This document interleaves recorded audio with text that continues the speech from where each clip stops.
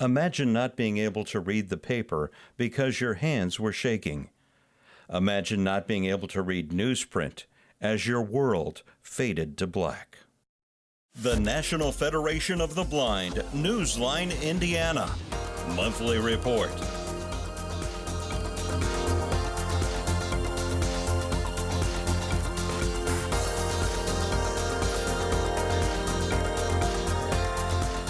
With your host, Lee Martin, and co-host, Florence Myers-McSwine.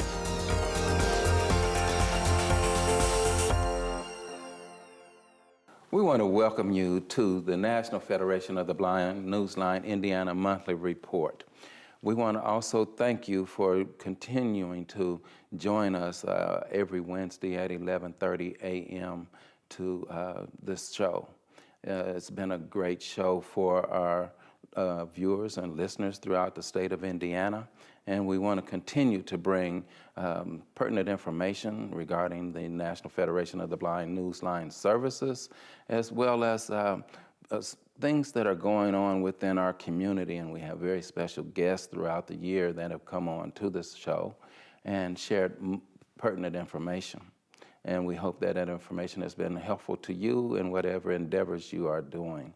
And particularly those that are coping with blindness and disabilities. We have a free service here in the state of Indiana that is called the National Federation of the Blind Newsline. This is a service that allows individuals that are blind, visually impaired, those who are dealing with dyslexia, as well as the deaf-blind community, and those that are just print challenged. They have a free opportunity to have access to national newspapers, world newspapers, as well as your local publications and magazines. You can access those newspapers and publications through a myriad of tools that we have. You can use your landline phone, you can use your smartphones, you can use the Victor Reader String that is often used in the blind community, as well as a digital talking player through our state sponsor, the Talking Book and Braille Library Service. This is a free device that's offered to their clients as well.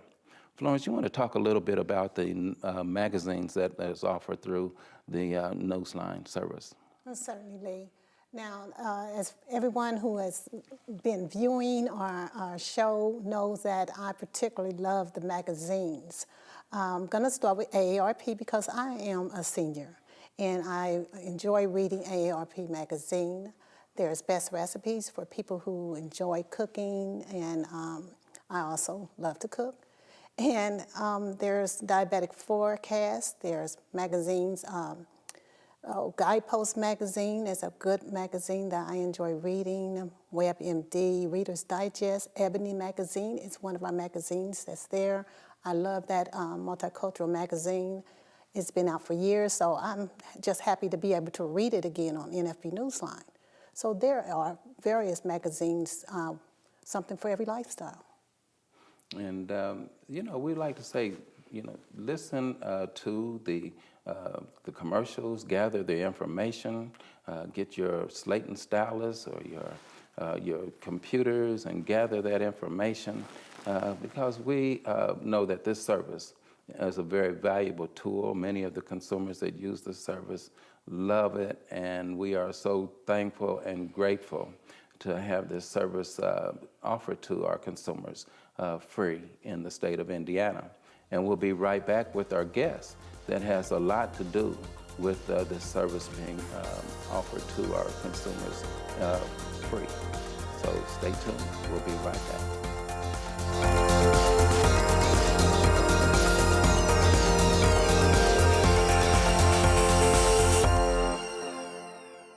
I am a blind vendor, and one of the things that I truly miss is reading Vending Times magazine. Hoosiers can hear Indiana magazines, circulars, national magazines, and information from across the globe. Learn more by calling 855-963-6476 or visit nfbnewsline-in.org. It is a fantastic service. Subscribe free to NFB Newsline today. If you or someone you know is visually impaired or print challenged, the National Federation of the Blind has a resource you need. I use NFB Newsline when reading Hammond Northwest Times. Using NFB Newsline, I read the Christian Science magazine. Dad, you read Jerusalem Post too. Learn more by calling 855-963-6476 or visit nfbnewsline-in.org. Live the life you want. Read NFB Newsline. It's free.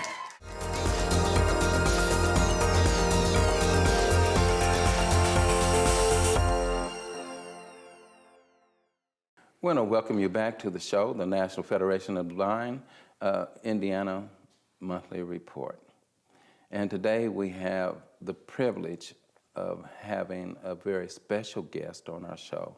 It is my privilege and my honor to share information with our community, but to have it with such a worthy individual from our community that gave a lot of blood, sweat, and tears. I tell you, I just want to get him introduced, and you'll see exactly what I'm saying. So Florence, would you mind introducing our guest? Certainly, I would love to introduce Representative Gregory Porter to the show from the 96th District. Welcome to the show. Thank you, Florence. It's a pleasure to be here with both of you today. I'm excited about being here. Well, you know, you've been such a essential part of our community, and there's so much that we want to extend to our community while we have this opportunity for our viewing audience and those that are listening to the show as well. Now, you've helped us with the National Federation of the Blind and the blind community in a number of areas throughout your tenure. And one of those areas that you helped us with was NFB Newsline.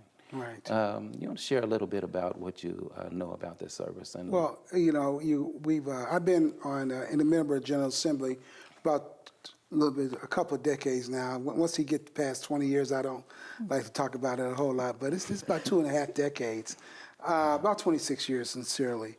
And I think in regards to the Newsline, it's not just a Newsline. Florence has been working through the Indiana School for the Deaf also. As a state representative, I represent a particular area of the state of Indiana, Indianapolis, which encompasses the schools of the Indiana School for the Deaf, and not that far away from the Indiana School for the Blind and Visually Impaired. And being a member of the Budget Committee, we go and do the site visits. So I get to go to both facilities, and therefore, in meeting with you and Florence about 4 years ago, I learned a lot about the Newsline and how important it is to another segment of our population. And we have to understand, as legislators, we represent everyone. We don't just represent, we cast votes for everyone. We may represent a small area of 60,000 people as legislators, or 120,000 people as senators, but we represent all the people. And we cannot, and we will not, begin to set a state budget or do things without embracing our entire community. So, Lee, from that perspective, that got me very interested, and because of Representative Bill Crawford, God rest his soul, and working with him, you had a beautiful relationship with him when he was on Ways and Means, as well as the chairman of Ways and Means. And so, as a ranking minority member of Ways and Means, I still get to have some say in the budget, and we feel like the Newsline is a truly worthy cause. Wow, I am loving this. I am loving this already. You have helped us in so many ways, so right now it gives us an opportunity to say thank you. Thank you for looking into what is important to us as blind individuals. Thank you very much. And again, it's our pleasure. You know what? I love being on the right side of issues. And this is this is a right side in regards to our budget. And we, as you well know, we upped our budget a little bit to about $125,000 a year to help provide a free service.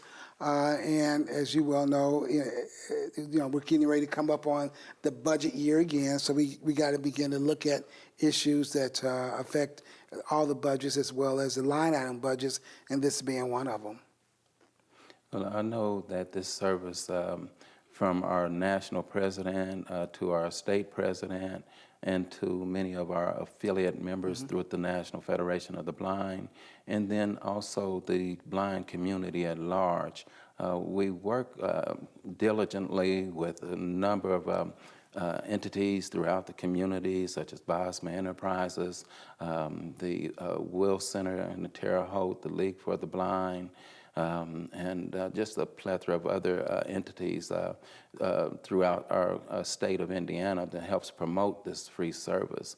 There are citizens that have lost their vision, or people that have been deafblind, and they just hadn't had these opportunities to have free access to information by picking up their landline phone or picking up their smartphones, and like I said, the digital talking player that's provided by the National Library of Congress to the Talking Book and Braille Library Services, which is one of the sponsors in the state of Indiana for NFB Newsline as well. So we have a team out there that supports this program that basically, like I said, when I lost my sight, I used to love reading newspapers, even though what they call it now, some fake news up in there. Right. You know, so, but you still had the opportunity to read it independently. There's been other means, other ways to access it, but this particular technology allows individuals to pick up their phones, call into the service, listen to whatever articles you want to listen to. If you don't want to listen to it, you can go to another article. If you want to listen to a weather alert or something, if there's a beep on the television screen and there's weather and you haven't heard the report, you can always pick up your phone and dial in the weather alert. With 75% unemployment rate in the disabled community, and within certain ethnicities of the disabled community, I'll go ahead and say it, as statistics show that people of color still rank, at the bottom of the poll as far as jobs and opportunities. These types of information gives you areas where you can go to look for jobs, Right. to look for opportunities for education on your own, 24 hours a day, 7 days a week. And I tell you, without people like yourselves, the Indiana Black Caucus members and our members on both sides of the ledger that see the importance of, reading the printed press. Right. And the whole point of this is that we should have no individual within the state of Indiana, within these United States, be left behind. And we had to always continue to bridge that gap. Who would have thought, even, where we were in the early 90s with cell phones to where we are today? What happened with the internet? How it's transformed America and brought the world closer together.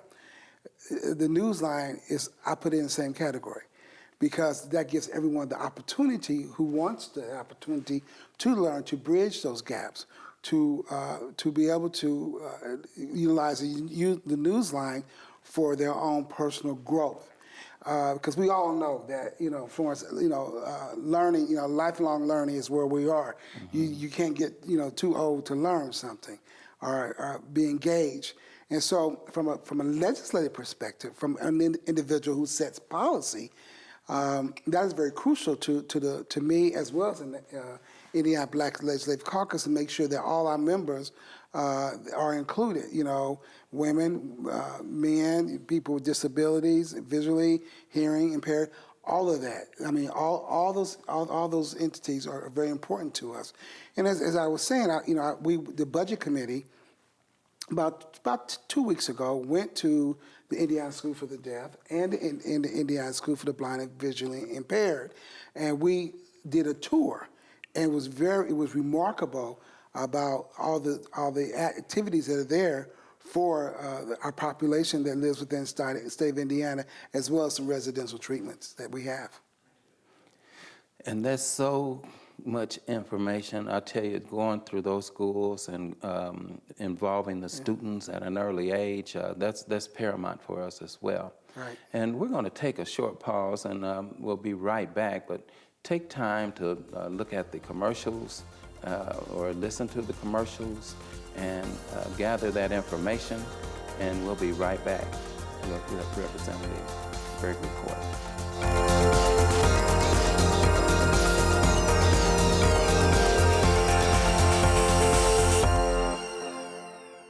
I'm Danny Wayne Beamer, Program Manager of the Elder Blind Program at the Will Center in Terre Haute, Indiana. I introduce the NFB Newsline to seniors in 13 southwestern counties in Indiana. I also utilize the NFB Newsline for my radio station public affairs shows. The NFB Newsline. Experience it today. Learn more by calling 855-963-6476 or visit nfbnewsline-in.org. We are the nation's blind, and we read NFB Newsline. You gonna count me down? We have disabilities. And we make you uncomfortable. It's why you love to vote as prom king. But do you remember us on Monday? You are afraid to see us fail. It's why you place us in jobs with few challenges. We make you nervous. So you do really silly things. Like talking louder to someone who's blind. Now, think about that. And then take a deep breath. Relax. Relax. Just be yourself. Be you. Just be cool. Because most certainly, I am. I am. I am. I am. I am. I am. I am. I am. This guy is. We are. Help us celebrate Indiana Disability Awareness Month just by being you. Please show your support by sharing this video.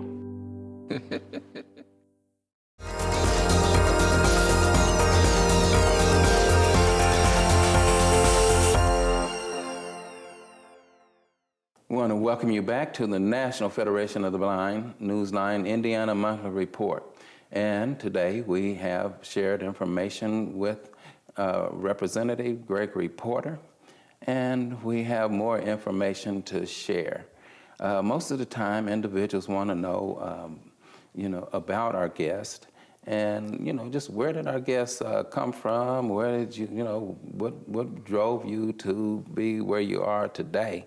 So, Representative Porter, were you born here in Indianapolis, or share a little bit about where you went to high school and?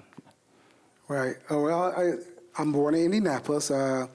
My family kind of hails from the southern part of. They started in Humboldt, Tennessee, and migrated up, and but I was born and reared here in Indianapolis, and around I grew up around 34th and Capitol, 34th and Kenwood area. We affectionately still call ourselves 34, and that was not a gang, okay? But we call ourselves 34 because it was 34th Street. Went on to Shortridge High School and graduated in the mid-'70s, and went on to Earlham College in Richmond, Indiana, and came back and started our career as a community-based organizer. So organizing and doing things was a passion. I wanted to be a probation officer, but my uncle said, well, you need to do something else, because he was a probation officer. And so I was looking at that role and wound up being a community-based organizer. Started organizing in West Indianapolis, which was a Mary Brick Neighborhood Center, and wound up a few years there. And Christopher House in Hallville, USA, as we affectionately call it, and went on to state government and worked for Lieutenant Governor, at that point, Frank O'Bannon. And from that, we ran for political office, and we won. But I was really looking at the local level. My goal was to help groom leadership and be the person behind the scenes and make leaders, to grow leaders.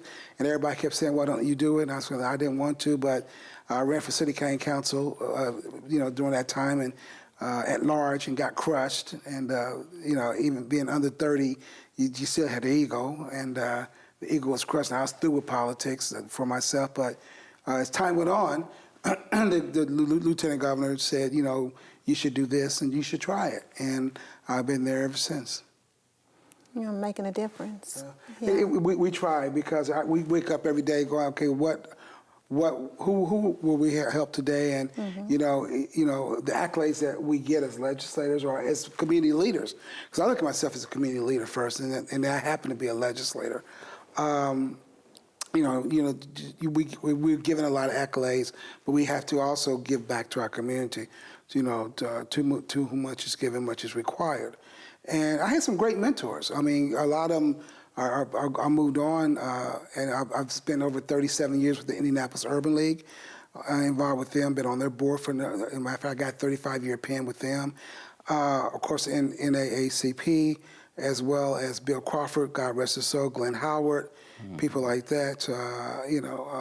They've been very instrumental to me, and Julia Carson, and most of all, Sam Jones, who I really sat at the first president of the Indianapolis Urban League's feet for a long time with Sam, and I learned a lot of issues and direction from Sam. So what we've done is begin to take what we learned early and blend it in somewhat with the young generation, we did things a little more, took a little longer to move things along, but the young folks today, I mean, within 6 or 8 hours, or sometimes within 2 or 3 hours, the news is totally new and it's gone and it's different. So they have a sweet movement like right away. Hashtag now type thing. And so from that standpoint, Florence, you try to adjust and you try to bring them in to help you have your hashtag moments also in a positive way. Positive way. Now we call the younger people microwave generation. Oh yeah. Because everything's now. Right. Now for people that are our youth, our teens, might be interested in trying to make a change. What can I do? Where can I go? Who can I talk to? Okay. So who would they go to? I think if as I talk to young people now, I think I try to tell them no man or woman is an island. That's right. Okay. And, unfortunately, they think they can do it all themselves. But if in the 21st century nowadays, as close as the world is and how the world can come together, so, you can deal with somebody in the UK or France, even though maybe 6-hour difference, you can, it's just in time type policies or conversations. You have to build the coalitions. So I would tell young people, get with your friends. With the movement, with the gun safety or the anti-gun movement, it's being ran by young folks. And if we think back 40 years or 50 years ago, essentially, the movement was done by young people, and they can do it, and they have to understand, Lee, that they can do it, but you have to have some guidance. That's right. Because you got to have some history. I never was a big history guy, but as I have matriculated to more adulthood, as one would say, Florence, I understand history, and I look at history because you got to know, whose you are to know where you want to go, to know who you are. So those are the things that, the items that are out there that help me to reach out to the youth and get the youth moving. At the state of Indiana, we have internships, and if you look at business, a lot of young people who go into business, go to college, or go wherever, they have internships. Then they kind of melt into that arena, that business. Well, in the state of Indiana, we have internships, and we have about, I think we start taking applications in maybe September, October, and they're for juniors or seniors and people who have graduated. And from that standpoint, you get to learn about state government hands-on. You get to have the front line. You answer the phones, you help write the letters, you help do the research, and that's a truly internship that really helps your mind grapple with each other about the issues that are affecting us today. And we have a pretty extensive internship program.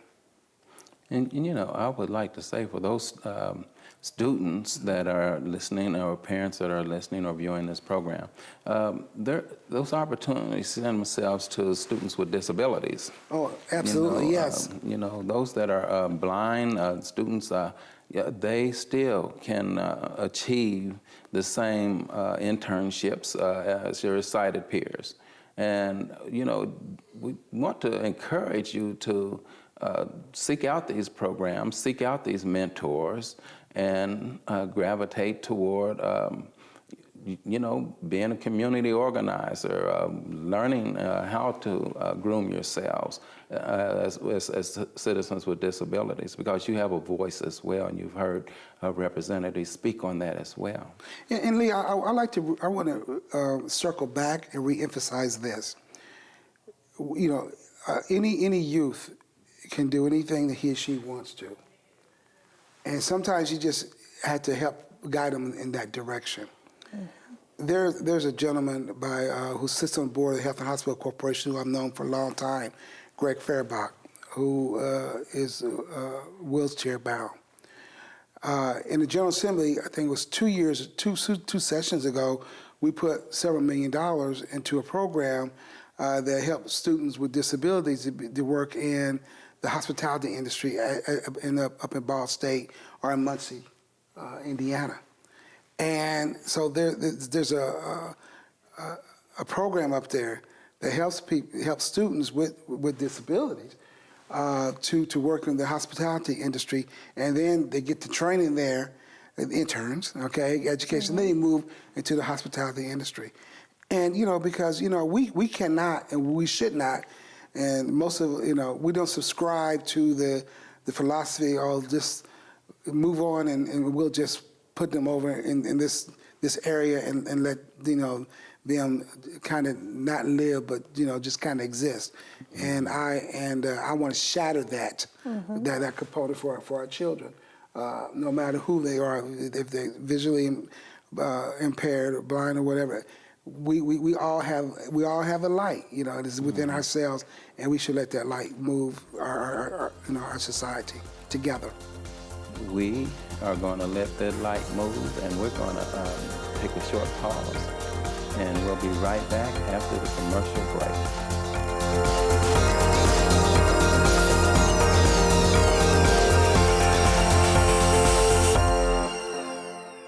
The National Federation of the Blind knows that blindness is not the characteristic that defines you or your future. Every day we raise the expectations of blind people because low expectations create obstacles between blind people and our dreams. You can live the life you want. Blindness is not what holds you back. We are the nation's blind, and we read NFB Newsline. As I travel the nation, I read NFB Newsline. I live in Valparaiso, Indiana, and I listen to my local news on NFB Newsline. As a student, I enjoy reading current events on NFB Newsline. Learn more by calling 855-963-6476 or visit nfbnewsline-in.org. Subscribe free to NFB Newsline today.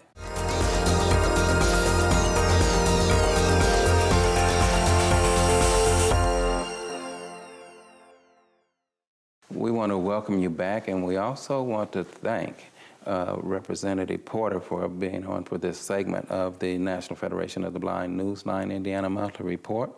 And we'll be right back with him next week for further discussion and other great information regarding what's going on in our communities and regarding the National Federation of the Blind Newsline. So take good care, and we'll see you soon.